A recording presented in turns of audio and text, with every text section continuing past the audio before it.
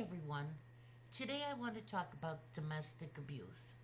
Now, when we think of domestic abuse, we think of either physical abuse or verbal abuse. Rarely, if ever, does anyone think of financial abuse. And I guess my mind goes there maybe more so than others because I worked in banking. So my mind automatically just goes to money and finances. But I found something very interesting. The Centers for Financial Security did a study, and they found that 99% of domestic violence cases also involved financial abuse. The abuser's goal is always to gain power and to control, to have that control in the relationship. And what they do is they control the spouse's or partner's ability to acquire, to use, and maintain their financial resources. Those who are victimized find that the money that they worked very hard for is either restricted by their abuser or stolen. And they rarely have access to money, and they have to account for every penny that they spend. Financial abuse may be one of the most powerful ways of keeping a victim trapped in an abusive relationship. And the reason why is victims are often too worried about their ability to provide financially, not only for themselves, but for their children. And they feel very inadequate and unsure of themselves. And why is that? Because they do not have access to money.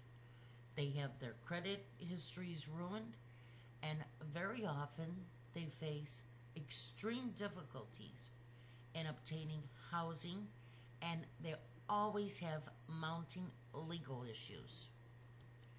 Let's talk about some of the signs of a financially abused spouse or partner. The abuser controls the victim's use of or access to money that they have earned or saved. They use their victim's assets for their personal benefit without asking. They take money or use credit cards without permission. They ruin their victim's credit history by running up limits and then not paying bills. They claim to make payments or pay bills in their victim's name, but they do not follow through. The abuser borrows money or makes charges without repaying it. The abuser may feel entitled to their victim's money or assets, and they demand that their victims turn over their paychecks, passwords, and credit cards. The abuser controls the quote-unquote purse strings or establishes unrealistic limits or allowances. They also require their victim to account for every penny that they spend, and they may even ask for receipts. The abuser always has a double standard when it comes to spending. They can spend, but their victim cannot. The abuser withholds financial information such as account passwords, account numbers, and investment information. An abuser will limit their victim's access to the overall financial health as a couple, and they demand that their victims ask permission before spending, but they'll spend without consulting,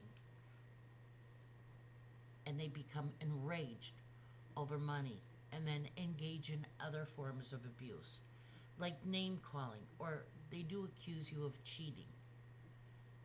Financial abuse is not something that gets better over time, but in fact, it escalates and it can lead to other more serious forms of abuse. When I was doing this video, I was thinking back to my marriage, and for as long as we have been married, we jokingly refer to myself as the CFO. My husband has no interest in finances, none. And so it rests on my shoulders, which is okay with me. After I pay all of the bills and set aside money for savings, I tell him how much is in our fund money account.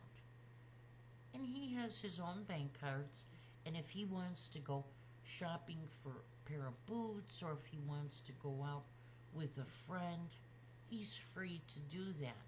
He doesn't have to ask my permission, and he does not have to account for every penny he spends. That's why I personally was struck when the police officer was talking to Chris Watts. He mentioned something about checking the banking. He asked Chris if money was missing or something about banking. I can't recall his exact words. And Chris told him, and later on told investigators, that he had no access to their banking or money, which I thought was very weird, and I think the police did too.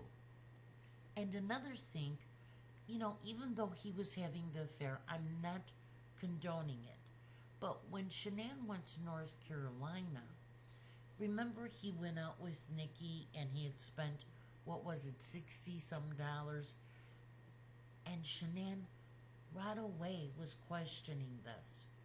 And right away, her mind was going to cheating on her, seeing somebody else. And I thought, this is really odd. You went away, and did you just want your husband to sit home and do nothing? Except for pine away for you? I mean, if he goes out, why would your mind automatically go to another woman? If I was away at my friend's house and my husband spent $60 or $100, I would think, okay, so he probably bought the guys some beers, he treated somebody for dinner, but I would never think that he was cheating on me, and I would never question why he spent that kind of money. So let me ask you, do you think Chris Watts was a victim of financial abuse? Let me know what you think in the comments below.